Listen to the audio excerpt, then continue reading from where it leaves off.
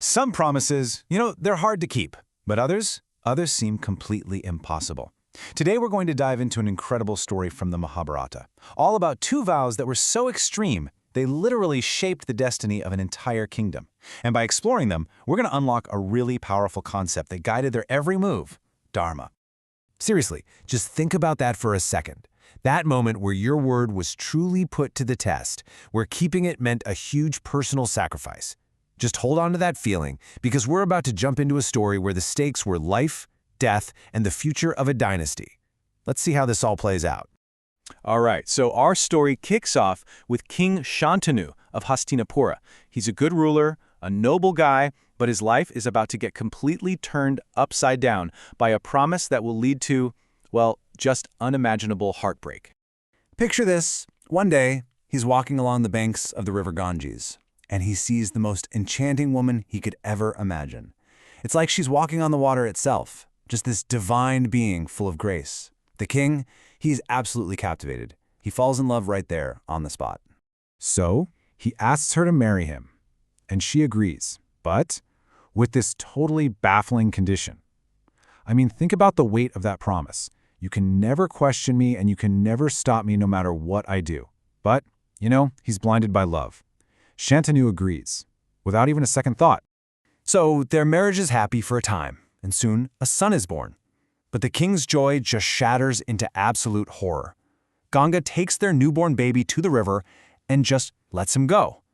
The king is heartbroken, obviously, but he's trapped by his own vow. He can't say a single word. And then it happens again and again. 7 times this happens. 7 newborn sons lost to the river.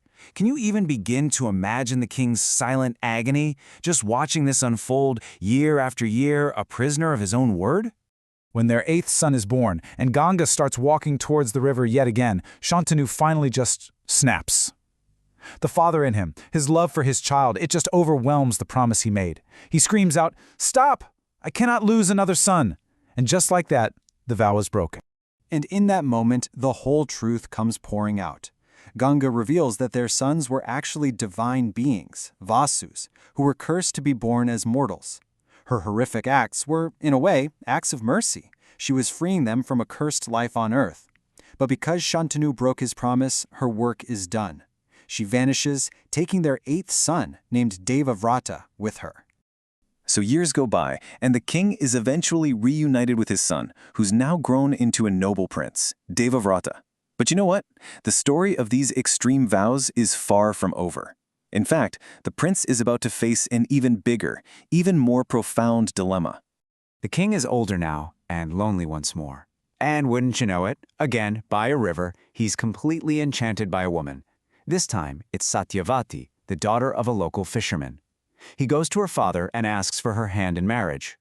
But the fisherman, he has a condition. He says he'll only agree if Satyavati's future son and all his descendants will inherit the throne. Well, this creates an impossible problem. Devavrata is the perfect prince, the undisputed rightful heir. The king just can't agree to those terms, and he returns to his palace completely heartbroken. Now, Devavrata sees how deeply sad his father is, and being the noble son he is, he decides to take matters into his own hands.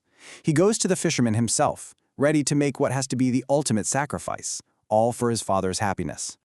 First, he renounces his claim to the throne. Simple enough, right? But the fisherman pushes back. What about your children? They could challenge my grandson one day. So Devavrata makes a second, even more mind-blowing vow: to remain celibate for his entire life. This incredible sacrifice earns him a brand new name, Bhishma, which means the one who took a terrible vow. So why, right?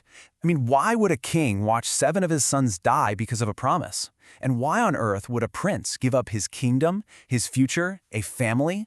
The answer to all of this lies in one of the most important concepts in Indian philosophy, Dharma.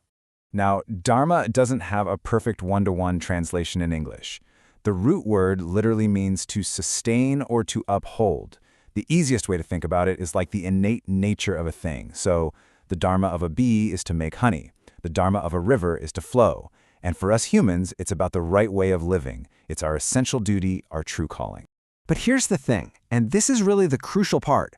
Dharma isn't some simple list of rules, like a bunch of do's and don'ts. It's more like a complex web of duties and responsibilities.